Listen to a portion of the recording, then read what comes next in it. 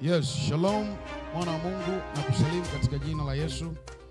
Kwa majina naitwa Prophet Gamaliel Mkailwa. Yes, niko hapa kwa ajili ya kukupa jambo ambalo na imani litakusaidia na kukupeleka mahali fulani. Leo nataka nizungumzie kwa habari ya kitu kinaitwa pepo wa miko.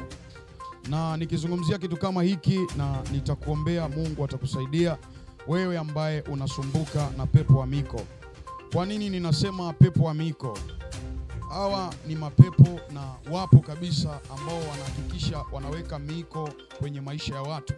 Wanaweka miko ya kuzuia vitu kwenye maisha ya watu. Kama unavyosikia neno lenyewe miko, kama unavyosikia neno lenyewe mwiko. Mwiko ni nini? In English wanasema taboo.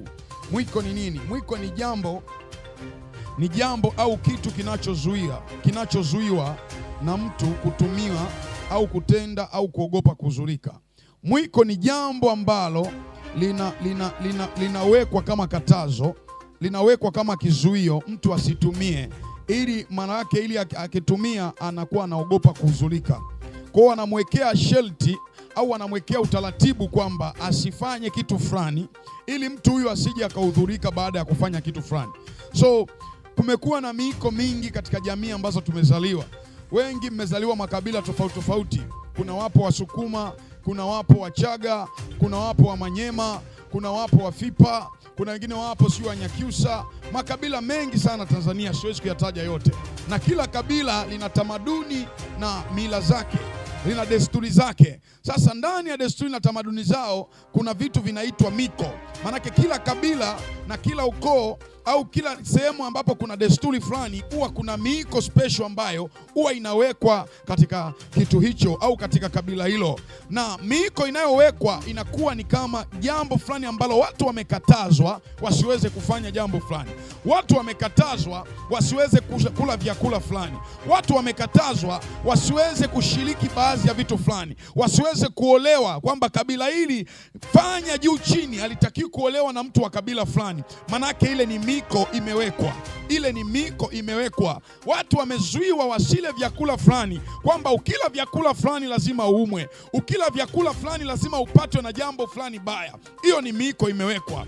Haleluya. Nadhani unanielewa mtu wa Mungu. So, kama vile ambavyo miko ipo katika tamaduni mbalimbali, miko ipo katika makabila mbalimbali, na ndivyo hivyo miko kuna watu wamewekewa miiko kwenye maisha yao. Sasa mnavyojiuliza kwa nini ile miiko inawekwa katika makabila hayo, na mtu akijaribu kufanya kile kitu anapata shida, mtu akijaribu kushiriki kile kitu anaingia kwenye matatizo. Haujawahi kujua kwa nini watu wanaingia kwenye matatizo kwa sababu ya ile miko. Ni kwa sababu wako pepo maalum wanaoitwa mapepo wa miko, ambao wanakuwa wanashughulika kwa ajili ya kuhakikisha watu wa kabila hiyo au watu wa ukoo huo au watu wa familia hiyo hawatakiwi kufanya kitu ambacho wameambiwa wasifanye. Niko mahali hapa kwa ajili ya kukombea wewe ambaye unasumbuka na miko. Niko mahali hapa ambaye kwa ajili ya kukombea wewe ambaye unasumbuka na mashetani ambayo yanahusika na miko. Yamekufunga ukakaa katika miko fulani, yamekufunga ukakaa katika utaratibu fulani,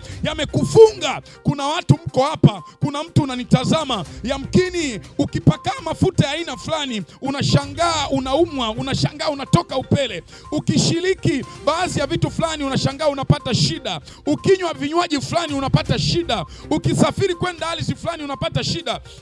Nimewahi kukutana na mtu mmoja alinipigia simu akanambia, "Sasa mtumishi, natamani kuja sana Dar es Salaam, lakini nikisafiriji kuja Dar es Salaam lazima nivimbe miguu." Unaona sasa, haya ni mapepo maalum ambayo yamejificha kwenye sura ya mizimu, kwamba yanaachilia kwamba kuna mtu ambaye aliweza kuweka shelti hapo zamani. Baada ya kumwombea yule mtu, mapepo yakawa mapepo yakalipuka. Yananiambiaje? Yanasema yaliwahi kuwekwa mashelti, huyu mtu hakuna mtu yoyote wa ukoo huu ambaye anatakiwa kusafiri kuja Dar es Salaam, kwa kuwa kuna babu yao miaka ya nyuma sana aliwahi kusafiri akaja Dar es Salaam kwa ajili ya kutafuta maisha, hakuwahi kurudi. Kwa hiyo wakaweka miiko wale mababu kwamba asije kutokea mtu katika ukoo huu akaweza kwenda Dar es Salaam.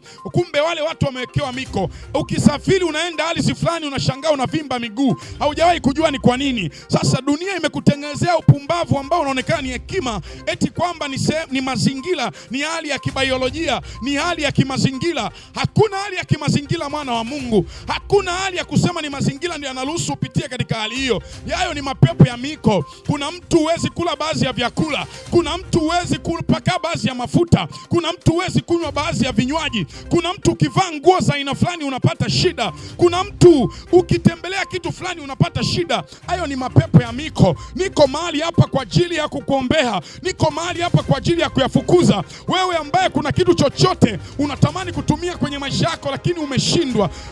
Mapepo ya miko yameenda mbali zaidi hadi kuna wengine wamepangiwa watu wa kuolewa nao. Yamewapangia kabila la kuolewa nayo. Niko mahali hapa kwa ajili ya kufukuza kila pepo yoyote wa miko. Wewe usiyekula aina vyakula, wewe usiyekula baadhi ya vitu kwenye maisha yako, wewe usiyetumia baadhi ya vitu kwenye maisha yako, nataka nikwambie ya kwamba leo hayo mapepo ya miko yatakuachia. Leo mapepo hayo ya miko yatakuachia. Ninaamuru kwa mamlaka ya jina Yesu, kila pepo la mwiko wote lililosimama kwenye maisha ya mtu huyu, kila pepo la mwiko lililosimama kwenye maisha ya mtu huyu, linazuia maisha yake, linazuia protini kwenye mwili wake.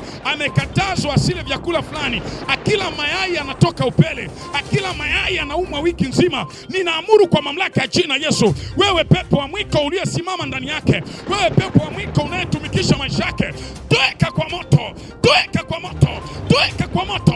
Ninaamuru kila chochote kilichokaa ndani yako, yale mapepo yaliyokufunga usiweze kusafiri kwenda ardhi fulani. Kuna wengine mmefungwa huwezi kusafiri kwenda nje. Kuna wengine umefungwa huwezi kuolewa na kabila fulani. Kuna wengine mmefungwa mkinywa baadhi ya vinywaji mnavimba. Ninaamuru kwa jina Yesu. Kuna wengine mmefungwa ukipaka baadhi ya mafuta unavimba. Ninaamuru kwa jina Yesu, hayo mapepo ya mwiko ya kuachie. Hayo mapepo ya mwiko ya kuachie.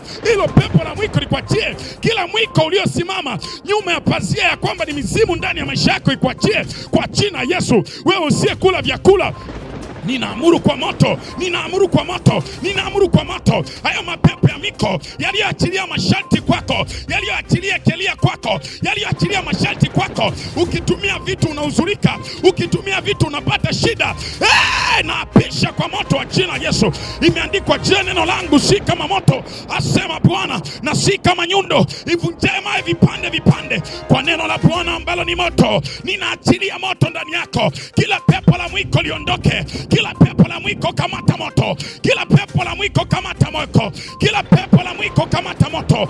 Mwiko wote uliowekewa kwenye maisha yako. Kuna wengine mmewekewa miko kwenye ndoa. Ukoo wenu, familia yenu hauwezi kuolewa kwa ndoa. Hauwezi kuolewa kwa ndoa. Mnazalishwa, mnachukuliwa kama kuku. Nasema hivi kwa mamlaka ya jina Yesu, hiyo miko iliyosimama kwenye ukoo wako, hiyo miko iliyosimama kwenye familia yako, ikutoke kwa jina Yesu. Ikutoke kwa jina Yesu. Ikutoke kwa jina Yesu. Kuna wengine ulipolazimisha ndoa ukaingia kwenye matatizo, ulipolazimisha ndoa ukaingia kwenye shida, kwa sababu mapepo, ile mizimu ya miko haitaki familia yenu, haitaki mtu yoyote aweze kufika hatua fulani. Kuna wengine mmewekewa limiti. Kuna mapepo ya miko yameachilia limiti ya kiuchumi, yameachilia limiti ya kiuchumi ya kwamba mtu huyu hataki kushika mbali na 500,000, atike 500,000 na kushuka chini.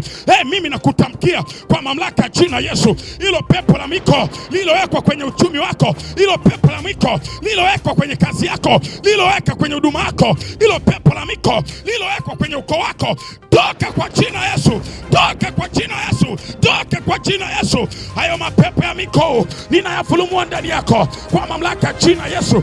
Imeandikwa, Mungu wetu ni moto ulao. Ninaachilia moto, ninaachilia moto, ninaachilia moto.